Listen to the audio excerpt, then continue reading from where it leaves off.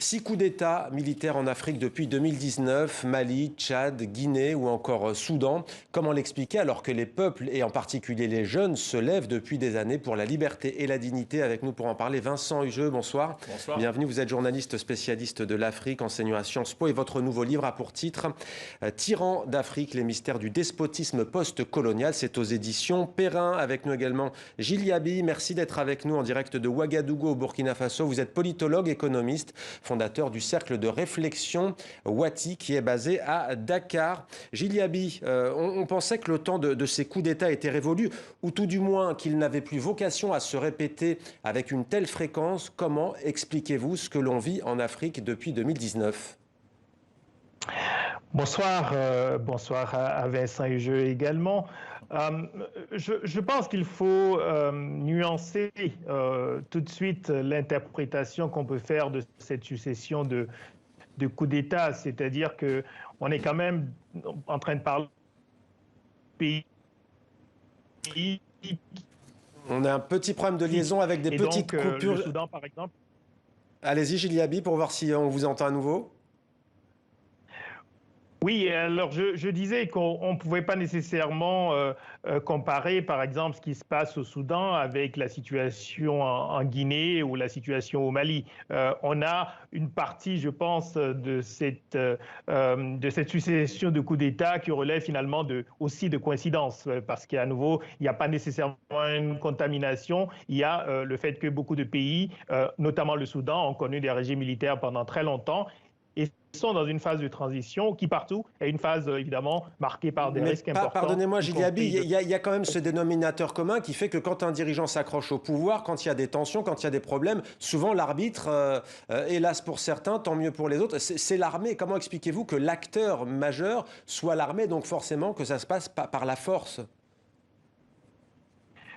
Oui, c'est-à-dire qu'il faut tenir compte de l'histoire spécifique de chaque pays et bien sûr aussi du fait qu'on a aussi une désillusion souvent par rapport à la gouvernance de civils. Et finalement, le problème, ce n'est pas que les dirigeants soient civils et militaires, ce n'est pas seulement cela le problème. Dans beaucoup de cas, on a eu des successions qui ont amené à la tête de l'État un dirigeant civil élu. Ce fut le cas, par exemple, en Guinée avec Alpha Condé en 2010.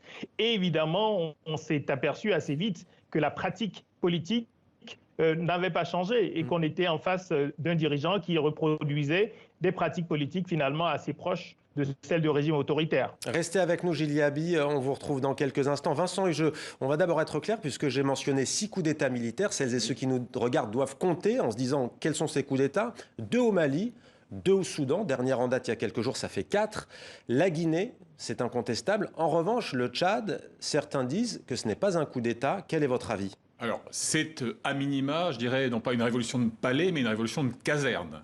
Il s'agit quand même d'une dévolution dynastique couleur kaki qui piétine la Constitution au prétexte du président de l'Assemblée nationale qui ne se sentait pas prêt pour assumer cette mission. On rappelle ce qui s'est passé. Voilà. Idriss Déby meurt au combat face à un groupe rebelle qui avance vers la capitale N'Djamena. Et c'est son fils qui lui est aussi un militaire, militaire. Cooptation par le clan Déby, après des débats, semble-t-il, assez âpres à l'intérieur du Cénacle. Et encore une fois, en violation de la constitution tchadienne.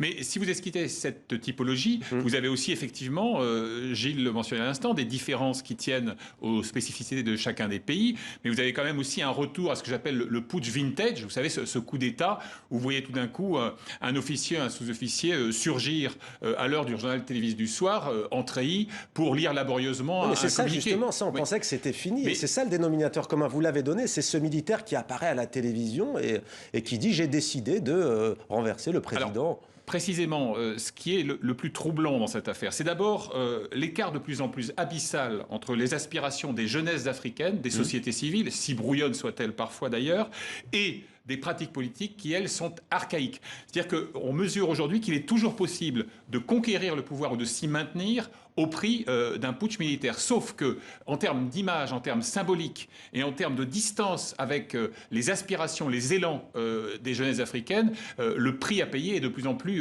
prohibitif. Et puis parfois, il se trouve que l'armée apparaît comme la seule institution solide, robuste, là où l'État a toujours failli. Et c'est d'ailleurs là-dessus Et c'est dans cet espace-là que s'engouffrent très souvent les prétoriens, hein, les militaires, les officiers, en disant, vous voyez, le pouvoir civil a été incapable de vous apporter le bien-être, comme si eux l'étaient davantage d'ailleurs.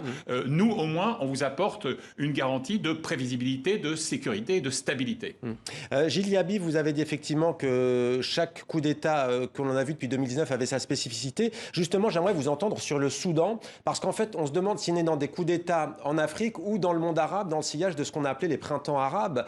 Quel est votre sentiment sur cette question ? Non, tout à fait. Et je crois à nouveau que le Soudan, par exemple, est quand même très différent de situations qu'on connaît en Afrique de l'Ouest. Je ne suis pas un spécialiste du Soudan, mais ce qui est très clair, c'est qu'Omar el-Béchir a dirigé le pays pendant longtemps, que c'est un pays, donc finalement, au cours des dernières décennies, qui a été largement dirigé par des militaires. Et donc, on a engagé une transition civilo-militaire dont on savait qu'elle serait à nouveau compliquée. Et donc, il n'y a pas vraiment de surprise dans ce qui arrive. C'est un pays qui est en train de faire son histoire dans la douleur, avec beaucoup d'incertitudes sur ce qui va arriver au cours des prochaines semaines et des prochains mois. Mais je pense qu'on ne peut pas à nouveau se servir d'un cas comme celui-là, disons, pour avoir une analyse générale sur les coups d'État dans la région. Par contre, le deuxième élément qui me semble être important, oui, juste en réaction à ce que... Oui, je trouve important de se placer dans la tête des militaires qui font les coups d'État et de se demander quelle anticipation ces militaires font, disons, de la réaction à leur coup d'État. Pour moi, c'est ça qui est l'élément déterminant. Ce sont les conditions politiques qui permettent à des militaires de penser qu'ils peuvent non seulement réussir le coup d'État, mais qu'ils peuvent être acceptés ensuite par une bonne partie de la population et des acteurs politiques. Et c'est exactement ce qui s'est passé, par exemple, en Guinée. Vincent Hugeux. Alors, prenons le cas du Soudan précisément. Formellement au moins, c'est un pays qui est indépendant depuis 65 ans. Sur ces 65 ans, il y en a 52 de pouvoir militaire sous une forme ou sous une autre, dont 30 d'Omar el-Béchir. Donc effectivement, il y a là une histoire politico-militaire qui a conduit à une sorte de mariage de la carpe et du lapin, un attelage tout à fait dysfonctionnel, fictif. Un pouvoir militaro-civil, c'est la recette du pâté d'alouette. C'est un cheval de militaire pour une alouette de civil, et c'est toujours ceux qui ont la détention du monopole de la force qui, en cas de conflit, finissent par l'emporter. Il y a quand même, s'il n'y a pas de contagion, s'il ne faut pas avoir cette vision simpliste qui serait une sorte de pandémie putschiste continentale, il y a quand même, je crois, un effet de désinhibition. C'est-à-dire que lorsque vous avez un putsch, si caricatural soit-il, qu'il n'est condamné que du bout des lèvres, qu'il ne donne lieu qu'à des sanctions provisoires, on vous suspend, on gèle, etc., mais qu'après, on s'engage dans un cycle de normalisation, parfois au nom de la sacro-sainte sécurité. Vous pensez à la France ? Ça peut... Il est évident que le discours français a été parfaitement ambigu.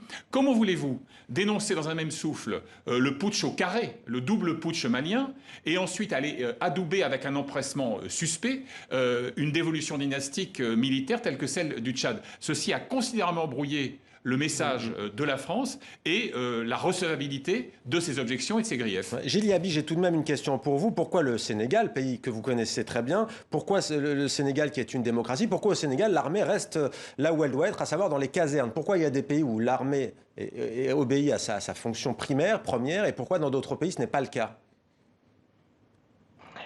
Alors oui, il y a l'exemple du Sénégal, il y en a quelques autres, mais au fond, d'une certaine manière, c'est un peu ce que je disais tout à l'heure, c'est-à-dire que les conditions politiques, la manière dont le pouvoir est exercé, le leadership politique, évidemment, est déterminant dans l'attitude aussi des militaires. Le deuxième élément qui est déterminant, c'est la qualité de la formation des militaires, et en particulier des officiers. Au Sénégal, je crois qu'il y a une histoire de construction de l'État et des institutions, y compris de l'institution militaire, qui, au fond, où on a mis l'accent quand même depuis toujours sur la qualité de la formation, et on le voit, on le sent, on a des officiers qui sont tout à fait conscients de leurs responsabilités et par contre, je pense aussi qu'ils sont influents. Les militaires ne sont pas influents seulement lorsqu'ils agissent, ils sont influents aussi lorsque les leaders politiques anticipent que les militaires ne seront pas à leur disposition quoi qu'ils fassent. Et je crois que c'est ce rôle-là qui est important aussi et qui, je pense, permet de préserver la stabilité dans un certain nombre de pays du continent. Gilles Yaby, vous êtes économiste et on va parler de cette question économique parce que Vincent Hugeux, en première partie avec le réalisateur Thierry Michel, on parlait de la région des Grands Lacs, des centaines de milliers de morts, voire des millions de morts depuis 25 ans. Dans votre livre, vous dites 60 ans après son indépendance, après les indépendances, le soleil de ce qu'on appelle les indépendances peine à éclairer de nombreux pays d'Afrique. C'est quoi le grand obstacle, le grand malheur? Est-ce que c'est parfois la richesse? On ne l'a pas dit tout à l'heure avec Thierry Michel, mais le Nord Kivu, le Sud Kivu regorge de minerais, ce qui attise toutes les convoitises des groupes rebelles, des pays voisins. C'est quoi le malaise en Afrique? Alors, il peut y avoir cette voracité pour des manières premières extrêmement rétributives. Mais vous savez, je vais vous faire une confidence. Moi, je suis devenu étatiste à force de sillonner l'Afrique. Parce que très souvent, c'est dans la défaillance de l'État à délivrer aux citoyens lambda les services publics les plus élémentaires que vient s'engouffrer la tentation prétorienne donc il faut un État fort. Donc bien sûr, et vous voyez d'ailleurs que c'est aussi la faiblesse insigne des États et parfois son refus à exercer ses fonctions régaliennes qui permet par exemple au djihadisme de s'engouffrer. Au centre du Mali, eh bien, les djihadistes ne s'imposent pas seulement par la coercition, la brutalité et la violence, mais aussi par leur aptitude à pénétrer le tissu social, y compris en passant des pactes locaux, voire des mariages coutumiers. Gilles Yaby, il faut un étatisme sur des questions régaliennes bien sûr, mais aussi par exemple sur les richesses de certains pays d'Afrique. Il faut surtout une analyse aujourd'hui qui ne se limite pas au coup d'État ou au fonctionnement démocratique ou aux élections. Il faut une analyse globale des institutions politiques qui ne sont pas isolées des institutions économiques et des pratiques économiques. Et en cela, l'histoire joue un rôle important. On sait très bien, quand même, depuis l'indépendance dans un certain nombre de pays, le rôle que les ressources naturelles ont joué dans le choix spécifique.